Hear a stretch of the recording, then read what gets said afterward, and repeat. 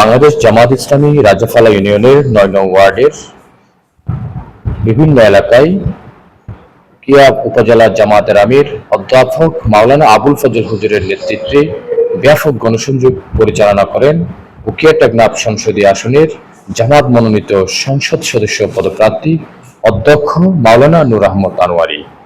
তিনি উকিয়া হাজমপাড়া থেকে শুরু করে পাতাবাড়ির বিভিন্ন এলাকা, পাতাবাড়ি আনন্দ বুদ্ধ বিহার ও পাতাবাড়ি কেলার মাঠ এলাকায়, হাঙ্গরগুনা এলাকায় ব্যাপক গণসংযোগ করেন। বক্তব্য রাখেন যে বিষয়ে ওনারা হতে চায় যে প্রত্যেকটা দেশের নাগরিকের মৌলিক অধিকার আছে, যে কোনো সরকারের দায়িত্ব হইলে মৌলিক অধিকার ইনকিকরণ বাস্তবায়ন করণ, যেন ভাত কাপড় বাসস্থান শিক্ষা চিকিৎসা এই পাঁচজন জিনিস হইলে প্রত্যেকটা মানুষের অধিকার।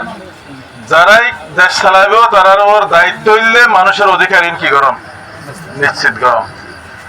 কিন্তু আমরা বড় দুঃখের সাথে দেখি বিগত ৫৪ বছর বাংলাদেশ স্বাধীনের বাদে বিভিন্ন দল এদেশ পরিচালনা করছে, কিন্তু এই ৫৪ বছরে এদেশের মানুষের যে মৌলিক অধিকার ইনকি নয়, নিশ্চিত নয়।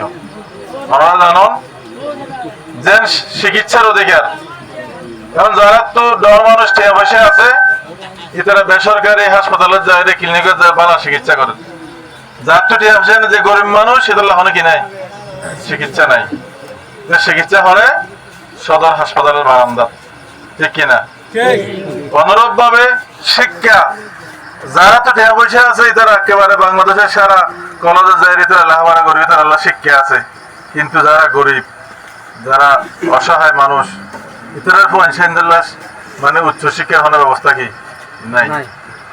এভাবে ভাত খাবার বাসস্থান এখনো আর প্রত্যেকটা মানুষের বাতের অধিকার কি করে না পারি, নিশ্চিত করে না পারে। এখনো হাজার হাজার মানুষ একবার খাইলে আরেকবার না খাইলে আছে নাকি নাই আছে। হয়তো ২২ বছর পর্যন্ত এখানে ইউনিয়নের চেয়ারম্যান, ওনারা জানা হয় কি ইউনিয়ন, এবং আর ইউনিয়ন হইলে ওনার ইয়ানদ্দল, অর্থাৎ এদের সকল সম্প্রদায়ের মানুষ আর ইউনিয়ন কি আছে, হিন্দু, মুসলমান, বৌদ্ধ, চাকমা, রাখাইন, সব কিছু আর ইউনিয়নের মধ্যে আছে। আমি বেগুনের অবস্থা সম্বন্ধে জানি। এখনো আর সকালে ঘুমত তুড়িয়ে গুলগরত বইলে আজিয়ার হতায় হইয়া আজিও বেশ সৈক্য মাইয়া হওয়া হাতে আনি হত দে রাখতে আর হইতে শুধু মুড়ি হয়ে যায় কি দিনে পারি বাদ দিনে পারি আছে নাকি নাই? তার মানে হইলে ৫৪ বছর যারা দেশ চালাইয়ে ইতারা ওরা জিয়ান জনগণের যে দায়িত্ব তারা দিল ইতারা সঠিকভাবে পালন করে না পারে, যার কারণে ২৪ সমাজক বৈষম্য আন্দোলনে এখন আগর যারা সরকার দেশ তারা গিয়ে গই এখন নিরপেক্ষ সরকার কি দেশ চালার সামনে নির্বাচন দিবহর নিরপেক্ষ সরকারের অধীনে এখন বাংলাদেশের মানুষ নতুন ভাবে চিন্তা ভাবনা করা শুরু করে দিয়ে ৫৪ বছর তো একদিকে চলিলাম, আগামী বাংলাদেশের হন্দিক কি হইব যদি এন অধ্যয় ৫৪ বছর জানিলে আসছিল অদয় নিলে হইব, তাহলে আর কোয়ালার কোনো পরিবর্তন হইব। তারা জামাত ইসলামের পক্ষ তো নারা হইতে না আর আগের মতন আর একটা নতুন বাংলাদেশ করতে চাই, জেরে বৈষম্য না থাকিব, যেটা সকল সম্প্রদায়ের মানুষ সমান অধিকার ভোগ করিব। আর আর ইয়ানুল্লাহ অনরার হাজারা আসছি, অনরার দোয়া, অনরার সহযোগিতা, অনরার সমর্থন আর আশা করি। ৯ নম্বর ওয়ার্ডে বেশ কিছু পাড়ায় এবং মহল্লায় তিনি কি করেছেন, গণসংযোগ করেছেন।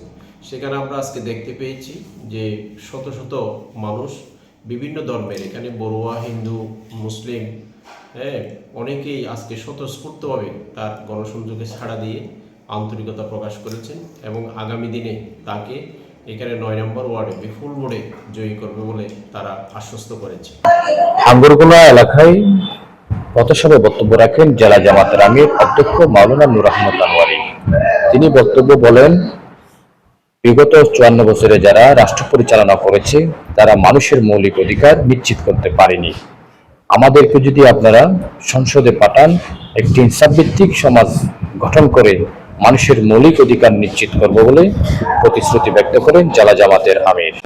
উক্ত পথসভায় আরো উপস্থিত ছিলেন উপজেলা জামাতের আমির, উপজেলা জামাতের নায়েবে আমির, ইউনিয়ন জামাতের আমির, ওয়ার্ড সভাপতি সহ বিভিন্ন ইউনিটের নেতাকর্মীরা এবং জামাতের অত্র ওয়ার্ডের সভাপতি মোহাম্মদ তারেক উদ্দিন জানান, আমাদেরকে অত্র এলাকার মানুষ ব্যাপক সাড়া দিয়েছে। জামাত ইসলামী রাজাপালং ইউনিয়ন কর্তৃক 9 নম্বর ওয়ার্ডকে বাংলাদেশ জামাত ইসলামীর মনোনীত প্রার্থী উকিয়াট এক নবের অধ্যক্ষ নূর আহমদ আনোয়ারি 9 নম্বর ওয়ার্ডে গণসংযোগ করেছেন। আমরা প্রথমবার হাজান গ্রুপ থেকে আমরা পাতাবাড়ি এখানে মানুষের সাথে, সাধারণ মানুষের সাথে গণসংযোগ করে পাতাবাড়ি বৌদ্ধ বিহারে ওখানে যেটা বড় বান্তা আছে অথবা এদের সর্দার কমিটির সাথে সৌজন্য সাক্ষাৎ করে।